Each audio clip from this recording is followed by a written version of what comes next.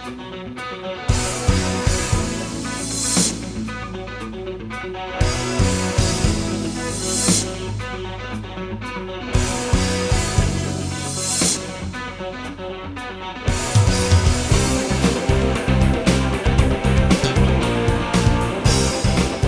folks, Jiminy Critic here once again with you for a movie review today. Before we get started, a lot of times we have fun with some comedy movies, rom-coms, comedies, dramas. We kind of get into some scary movies and have some scary fun moments together too. But today's movie that I'm going to introduce to you is one that's more, I don't know, contemplative, thoughtful. You know, not all movies are just fun and frolic and froth. Some of them kind of make you think about issues that might go deeper. And one of these issues I'm sure that all of us have thought about or need to think about, but maybe because of the topic we just don't like to do that, is the topic of our own death. We're going to die someday. Let's just face it. You, me, everybody on this planet. And it's not a fun thing to always think about just because we enjoy life so much here and you don't want it to end kind of a thing.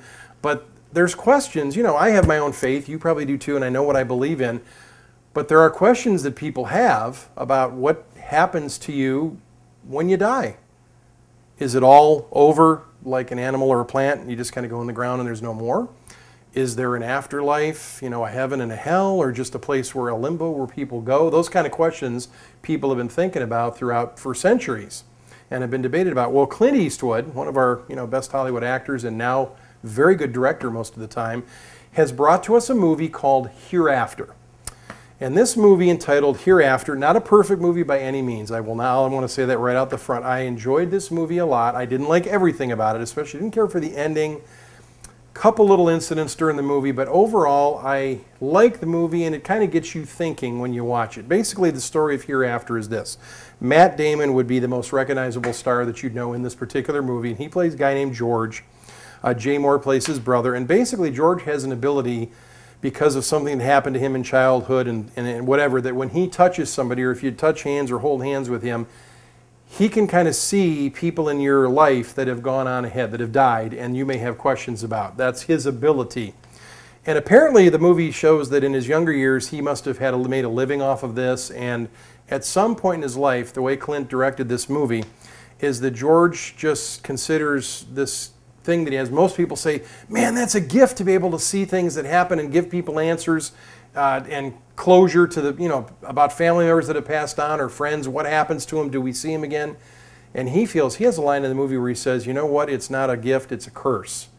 And he feels like his life is on hold and stagnant because he can't really have a relationship with anybody because of this ability that he has. When you touch or embrace or whatever, he can see things about you and people that have passed on, and that doesn't make for easy relationships. So basically he quits the medium thing of guessing people, what happened to people's families, and he takes a regular old job at a sugar factory and tries to live as normal of a life, but he's very, very lonely. Well, there's kind of three parts to this movie that Clint directed. There's George, the guy that has this gift or curse. There's a lady from France who is a news reporter that gets caught up in a big tsunami in a story that she's doing.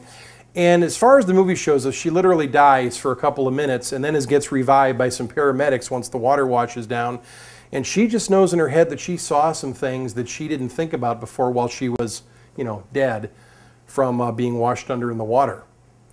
And then there's another little part of this story involving a pair of twin boys in England who have a rough time at home with the mom. It's kind of a drunk mom and no dad around, and they kind of have to fend for themselves. Well, one day, one of the brothers dies in a car accident, and the other brother, just for days and weeks and months after that point, wants to know because you know how twins are, they're so interconnected. What's happened to my brother? Where is he? Is he still, can I communicate with him? Is he gone forever? Will I ever, these kind of questions have come up. So these three parts of the story, Clint tries to weave together, and some of the part, like I say, it's a very somber kind of a movie. Not a lot of humor, laughter, or scary parts in it as much as things that make you think, is this all there is to this life, what we have right now in these 60, 70, 80 years that we have on earth, and that's it, or is there more?